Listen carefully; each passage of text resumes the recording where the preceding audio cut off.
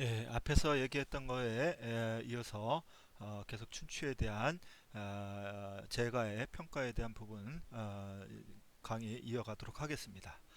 자, 여기에 보게 되면요, 맹자가 쓴 그런 내용이 소개되어 있습니다. 이렇게 되어 있죠.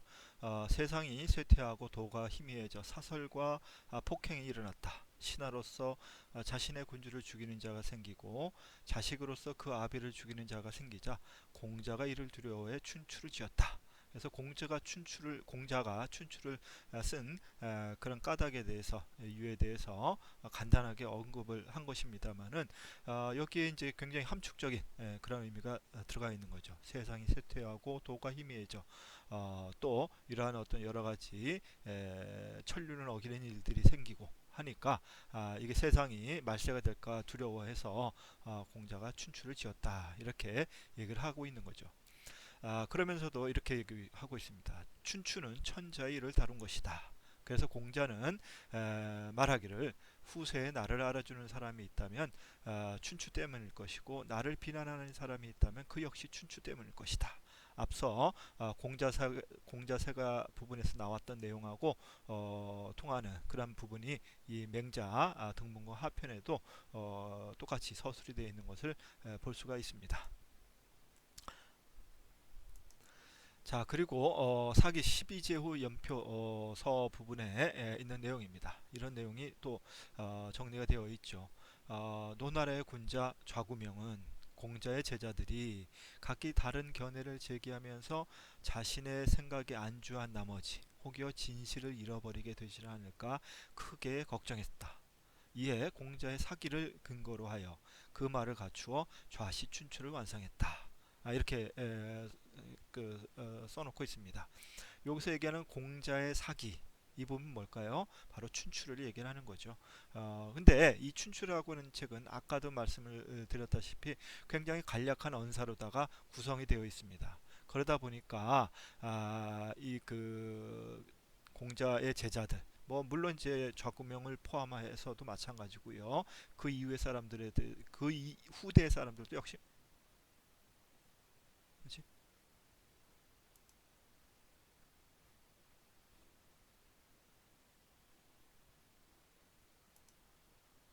어, 그 이후의 사람들에게서도 역시 마찬가지입니다.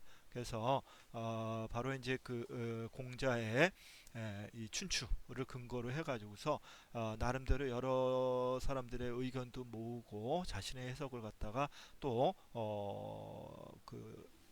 제시를 하면서 바로 이 좌시춘추를 완성했다 그런 얘기가 되겠습니다. 자, 어쨌든 이 좌구명이라고 하는 사람도 참 대단한 거죠. 그래서 노나라 사람이기도 하고요.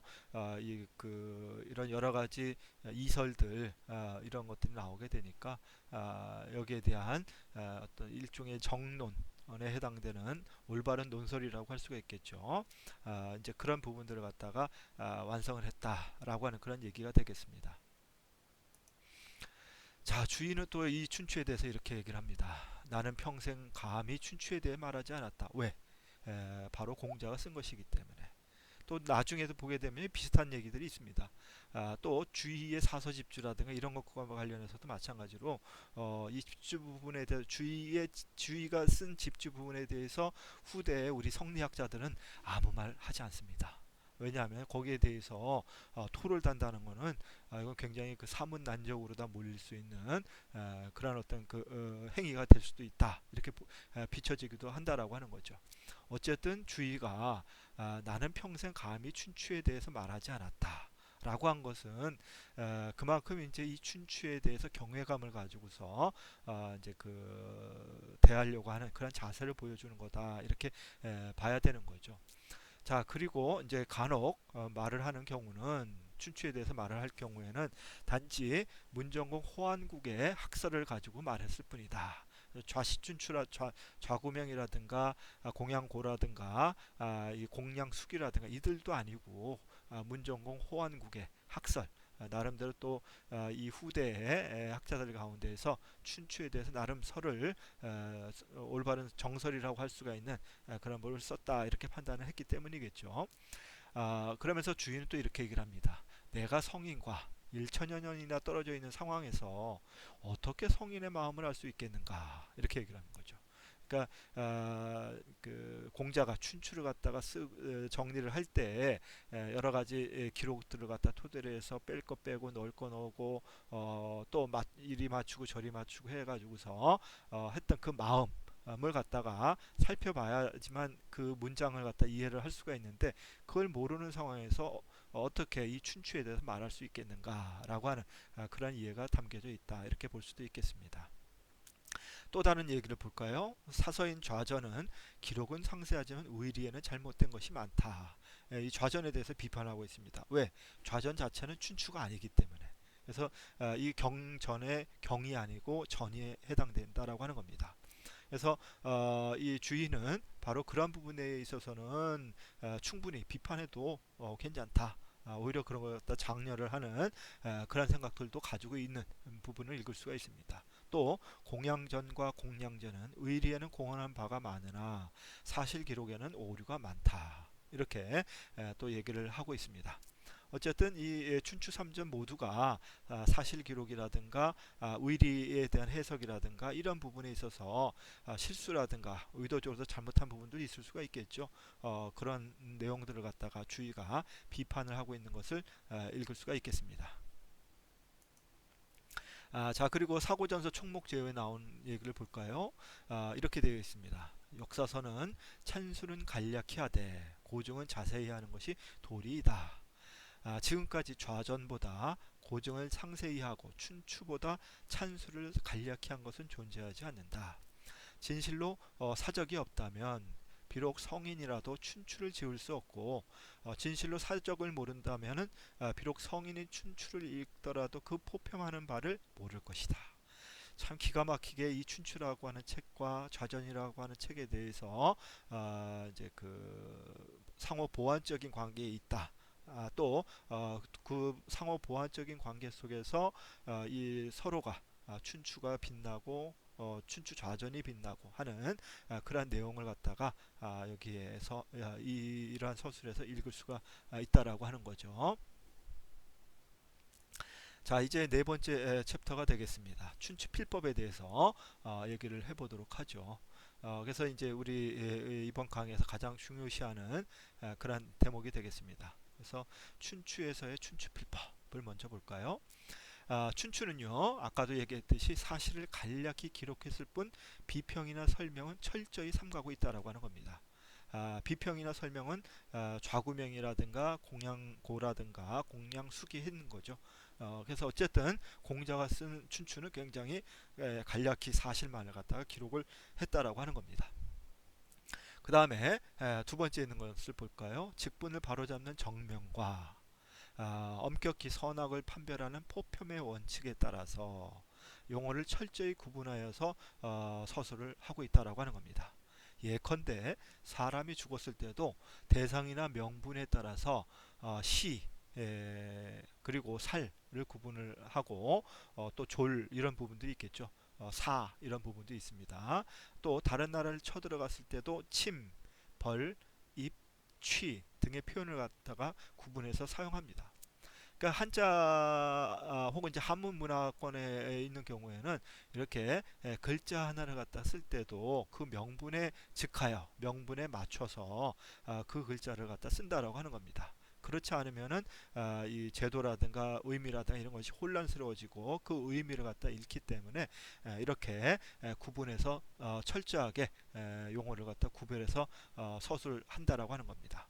이거는 이제 이 춘추뿐만 아니라 그 이후의 역사서에서도 마찬가지로 다 이거에 적용이 되는 것을 볼 수가 있습니다. 그래서 때로는 이제 우리가 저도 이제 논문에 쓰기도 했습니다만은 잔치를 표현을 할 때 연, 향, 또 포 라든가 고견이라든가 이런 여러 가지 표현들이 있습니다만은 그것들이 일정한 어떤 그 행사의 성격에 맞춰 가지고서 규모라든가 의미라든가 여기에 맞춰 가지고서 그 용어들이 들어간다라고 하는 거죠. 제사도 마찬가지입니다. 그다음에 사, 그다음에 향 이런 것들이 있는 거죠. 그래서 이렇게 구분해서 씀으로 해가지고서 정명과 선악 판별 포편 이런 것들을 갖다가 이제 그 나타내려고 했다라고 하는 것입니다. 또 단순히 역사적 사실만을 전달하는 것이 아니라 대의 명분을 밝혀서 이것으로서 천하의 질서를 바로 세우려 시도했다라고 하는 겁니다. 이것이 바로 우리가 얘기하고 있는 춘추필법 가운데에서 춘추필법을 통해서 내세우려는 바로 춘추대의에 해당되는 그런 설명이라고 할 수가 있겠습니다. 굉장히 주목해야 되는 그런 대목이라고 하겠습니다. 자, 그 다음에 논어에서의 춘추필법과 정명에 대한 그런 서술을 한번 볼까요? 논어의 수리편 제7에 있는데요. 제7을 수리편에 실린 그런 얘기입니다. 아주 유명한 구절이죠. 여러분들 아마 다들 들어봤을 것입니다만은 수리부작 기술화돼 왜곡해서 쓰지 않는다라고 하는 겁니다. 기술화돼 있는 그대로 기술화돼 장문하여 쓰지 않는다라고 하는 그런 의미가 들어가 있는 것이고요. 그 다음에 불역 괴력 난신, 괴력 난신, 괴력 괴이한 그런 힘을 가진 또 혹은 세상을 어지럽히는 그런 신이라든가 이런 것에 대해서는 말하지 않는다. 기술하지 않는다 이런 것이죠. 그래서 이 수리부작 불어괴력난시는요, 이제 이 역사를 기록하는 사관의 어떤 기본 자세에 해당되는 그런 것으로다가 알려지게 되고 그걸 지키고자 노력들을 하게 되는 거죠. 그러나 사실 이제 불어 괴력난신 같은 경우에는 이게 좀 사가 역사가에 따라서 상당히 다른 입장을 취하기도 합니다. 괴력난신적인 그런 어떤 이야기들 민간에 굉장히 많습니다. 그래서 그런 내용들을 갖다 기록하지 않으면은 당시의 여러 가지 민간 풍속이라든가 어떤 심리라든가 이런 것들을 이해하는데 상당히 어려움이 있기 때문에 그런 부분들을 갖다가 있는 그대로 쓰려고 하는 것들도 필요했다라고 하는 것이죠. 그 대표적인 것이 우리가 알고 있는 삼국유사 라고 하는 그런 책이 되겠습니다. 불어가 아니라 괴력난신이 되는 거죠. 다음에 안연 논어의 제12편에 있는 안연 부분을 갖다 보게 되면요 이런 것이 있습니다. 제경공 문 공자 이렇게 되어 있습니다. 그래서 제경공이 제 나라의 경공이 문정 정치에 대해서 누구에게 공자에게 물었습니다. 그러니까 공자가 정치가 무엇이냐라고 하는 거에 대해서 대답을 하는 거죠. 뭐라 그랬을까요? 여러분들이 한번 읽어볼까요? 예, 군군 신신 부부 자자 이렇게 되어 있습니다.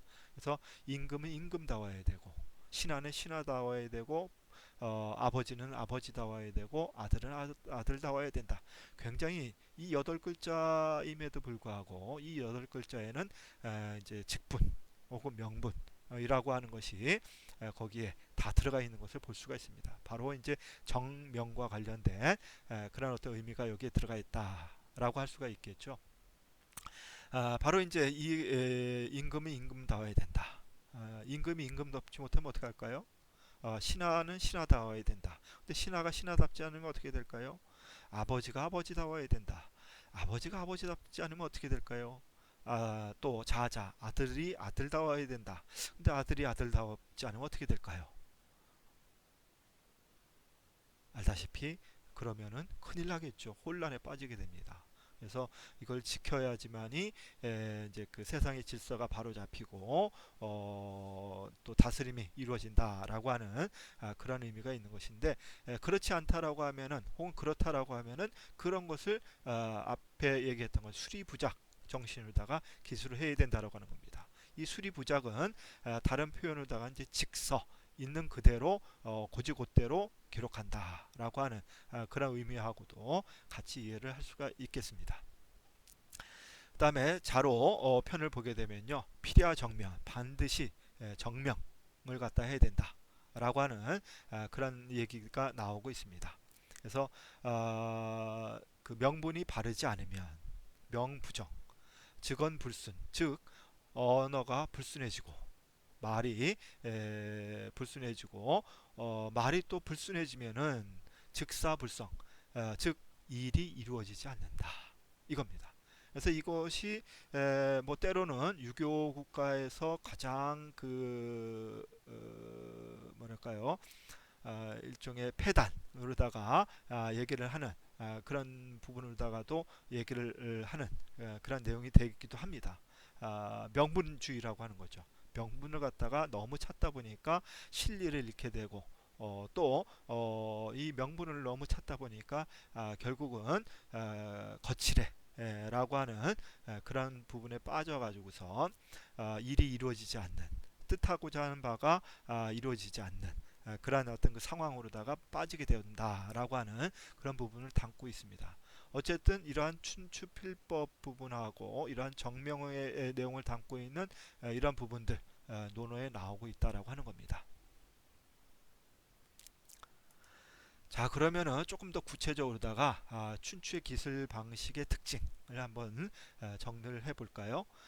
이 춘추는 그 기술 방식을 보게 되면요, 여러분들이 나중에 이 책을 갖다가 춘추라고 하는 책을 읽어보면은 무슨 말인지 금방 이해가 될 것입니다. 이렇게 돼 있어요. 사건으로 날을 기록하고, 그 다음에 날로서 달을 연결하고, 월이 되는 거죠.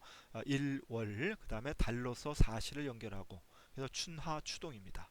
그래서 춘도 보게 되면요, 달로 다 나누기 때문에 맹, 중, 개 이렇게 됩니다. 그래서 맹춘, 중춘, 개춘. 이건 맹춘하면은 음력으로 다 1월, 중춘하면은 2월, 개춘하면 3월 이렇게 되는 겁니다. 그래서 춘에는 3월이 있고요, 3개월이 있고 역시 여름, 가을, 겨울 같이 이렇게 해서 12개월이 되는 거죠. 이렇게 해서 사시로서 1년을 연결해서 기록을 갖다가 그 정리했다 이런 얘기가 되는 것입니다. 그래서 이사개일, 이일개월, 이월개시, 이시개년이라고 하는 것이 반영이 되었다 이렇게 보면 되는 것입니다. 그래서 춘추는 편년체로다가 쓰여진 그런 책이다 이렇게 보시면 되겠어요. 어쨌든 그래서 춘추라고 하는 그런 기록은 사건 기사 가운데에서 포편을 나타낸 최초의 중국 사서다 이렇게 평가를 하고 있는 것입니다. 자, 그러면 조금 더 구체적으로 볼까요? 이 춘추 필법의 춘추의 기술 방식이라고 얘기를 합니다만은 구체적인 그런 것을 보게 되면요, 크게 이렇게 몇 가지가 제시가 되어 있습니다. 그래서 뭐라고 되어 있냐면요, 미희현, 음미하면서도 뚜렷이 드러나게 했다. 이게 무슨 말인지 다 설명을 했으면 좋겠습니다만은 여기 오른쪽에 설명한 것을 보면은 여러분들이 좀 이해를 할 수가 있을 겁니다. 그래서 음미하면서도 뚜렷이 드러나게 했다. 직접 표현을 하지 않더라도 너는 나쁜 놈이야 이렇게 표현하지 않더라도 그러한 어떤 그 문장의 어떤 뉘앙스라든가 이런 것들 반복되는 거라든가 이런 걸 보게 되면은 알 수가 있다라고 하는 거죠. 잘한 거는 잘한 거대로 못한 건 못한 거대로 이렇게 했다는 얘기입니다. 그 다음에 지휘회 기록을 하되 그 뜻을 갖다 기록하되 분명하게 드러나지 않게 그렇게 감췄다라고 하는 거죠. 오히려 이렇게 해석을 하려고 하면서 어떤 일종의 감개, 교훈 이런 것들을 갖다가 찾아가는 그런 어떤 뭐랄까요, 의미 이런 것들이 거기에 담겨져 있다라고 하는 거죠. 그 다음에 완이성장, 그 문장 자체가 완곡하면서도 조리가 있다라고 하는 것이죠. 문장이 이루어졌다는 얘기입니다. 완곡하면서도 조리가 있다. 아주 급하게 감정을 드러내고 이렇게 쓰지 않더라도 그 문장으로서 충분히 뜻하는 바를 갖다 이루고 있다라고 하는 그런 표현이 되겠습니다. 그 다음에 진이불오, 곡진하면서도 뜻을 다 표현하려고 하면서도 비루하지 않다, 더럽지 않다라고 하는 거죠. 그 소위 말하자면은 이제 곡진 아주 상세하게 어떤 그 심리 심정 이런 것들을 갖다가 얘기를 하려고 하면서도 물론 간단한 어떤 문장이긴 합니다만은 그러면서도 비루하게 나는 뭐가 좀 있으면 좋겠어 뭐 이런 식으로다가 이런 표현을 갖다 하지 않았다라고 하는 겁니다. 그다음에 제일 중요한 거죠. 징악이 권선, 악을 징계하고 선을 권한다. 라고 하는 이러한 입장을 가지고서 바로 그 춘추라고 하는 책의 기술을 갖다가 해 나갔다 라고 하는 것입니다. 여러분들이 요거를 꼭 기억을 하셔가지고서 여러 가지로다가 여러분 스스로 기록을 남기거나 혹은 여러분들이 역사 내용을 갖다 해석을 할 때 그 의미를 갖다가 이해하는데 이게 또 필요하다라고 하는 겁니다. 은유와 상징이라고 하는 그런 것을 갖다 이해하는데 당연히 중요한 그런 어떤 내용들이라고 할 수가 있겠습니다. 자, 그 다음에 또 몇 가지가 더 있는데요. 속사비사라고 하고 그런 표현 방식이 있다라고 하는 겁니다. 문구를 계속 읽고 사항을 나열한다 라고 하는 뜻인데요. 이 한 문장, 한 사항뿐이라고 하면은 크게 색다를 것이 없지만은 같은 유의 사항을 갖다가 모으고 기사문을 갖다가 종합해서 읽으면은 거기에 포편, 비판하고 장려하고 하는 그런 거, 그 다음에 호오, 좋아하고 싫어하는 그런 것과 관련된 숨긴 뜻을 발견할 수가 있다라고 하는 거죠. 이 경구라고 하는 것이 가지고 있는 장점이자 단점입니다. 이런 거는. 예. 그래서 이 속사비사의 기술 방식을 취했다라고 하는 겁니다. 자, 그래서 이 춘추라고 하는 책에는요, 이 필삭을 갖다가 아주 절묘하게 적용해서 썼다라고 하는 그런 얘기들을 하게 됩니다. 쓸 거, 쓰지 않을 거, 또 어떻게 쓸 것인가. 이런 것들이 이 필삭이라고 하는 부분에서 그 방식에서 적용이 되었다라고 하는 겁니다. 사실 뭐 표현이 이렇습니다만 쓸 거, 쓰지 않을 거, 어떻게 쓸 것인가. 이건 늘 우리 문장, 우리 문과대이긴 합니다만은 고민을 하는 그러한 어떤 방법이라고 얘기를 할 수가 있겠죠. 필삭을 아주 적절하게 한다라고 하면 간략하게 할 것이냐, 정확하게 할 것이냐, 장황하게 할 것이냐, 또 설명을 많이 붙일 것이냐 이런 것들과 관련해 가지고서 기준을 갖다 명확히 세우고 그 명확한 기준에 의해 가지고서 문장을 정리해 나가서 이제 결론을 갖다가 이끌어낸다라고 하면은 이제 기본 이상의 그런 문장이 된다라고 하는 그런 얘기가 되는 거죠. 자, 그래서 이 춘추라고 하는 그러한 책은 이렇게 얘기를 합니다. 이렇게 앞에 얘기했던 미현, 지휘회, 안희성장, 진입으로, 징악이, 권선, 속사비사, 필사 이런 것들이 적용이 되다 보니까 거기에 쓰여진 1만 6천 자 가운데에서 한 글자의 칭찬이 있다라고 하면은 그 칭찬 정말 대단한 것이다. 이렇게 볼 수가 있다라고 하는 거죠. 그래서 한 글자의 칭찬은 화려한 골룡포보다 영예롭고 그 다음에 한 글자 깎아내리면 도끼보다도 가혹하다.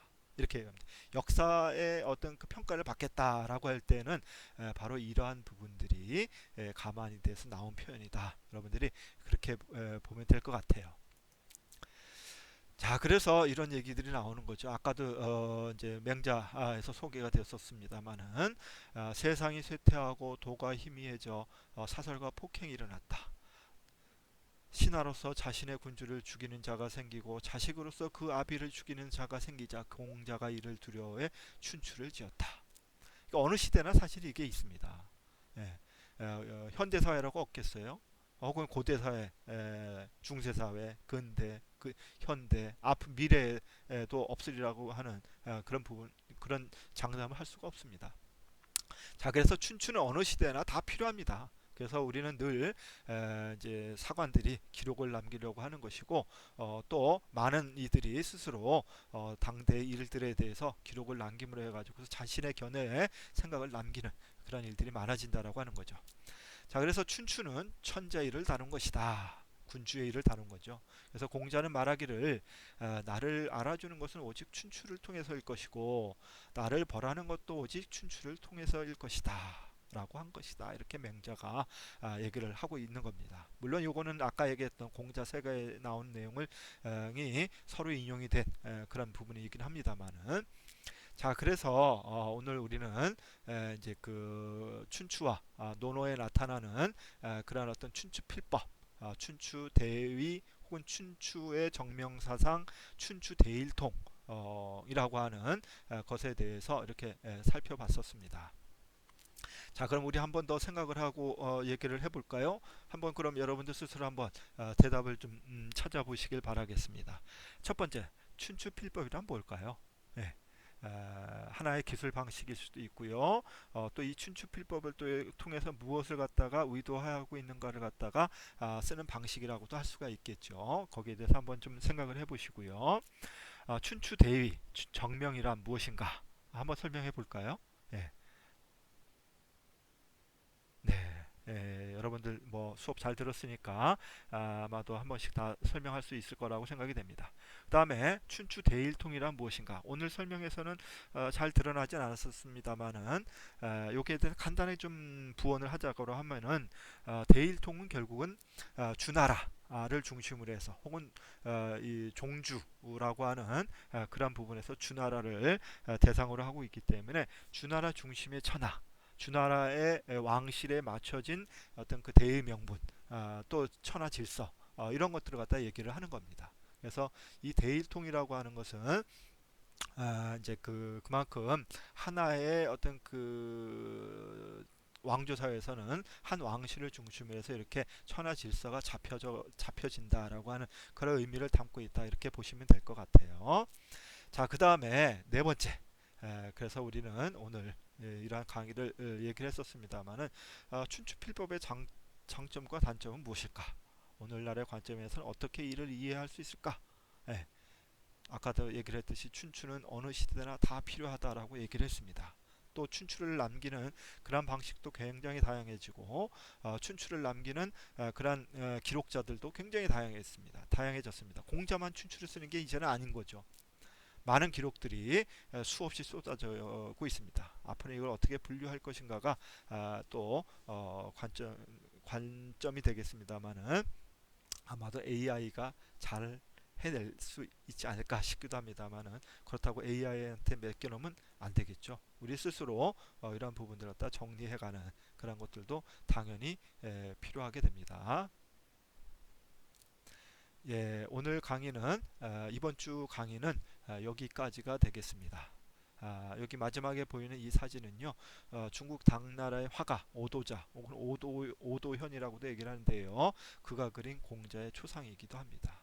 이 초상이 그려진 이유로다가 공자의 초상은 중국, 베트남, 우리 한국, 조선, 고려, 조선, 그리고 일본에 이르기까지 지금은 이제 공자학교라고 해가지고서 중국에서 세계 여러 나라의 그런 교육 시스템이라든가 이런 것들을 갖다가 알리는 그런 기관이 되고 있기도 하죠. 중국어도 마찬가지입니다만은 어쨌든 그런 공자의 모습을 갖다가 그려진 것으로서는 굉장히 유명한 그런 그림이 되고 있습니다.